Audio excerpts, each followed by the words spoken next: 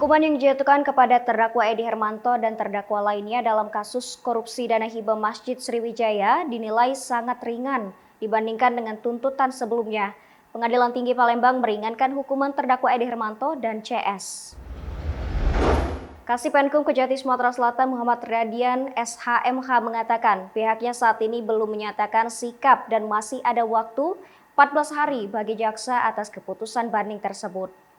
Edi Hermanto pada saat sidang tuntutan di Pengadilan Tipikor Palembang yang bersangkutan dituntut JPU Kejati Sumatera Selatan 19 tahun. Kemudian divonis Hakim Pengadilan Tipikor Palembang 12 tahun penjara. Di tingkat banding, Edi Hermanto diputus 8 tahun penjara di mana putusan tersebut kurang dari setengah dari tuntutan jaksa.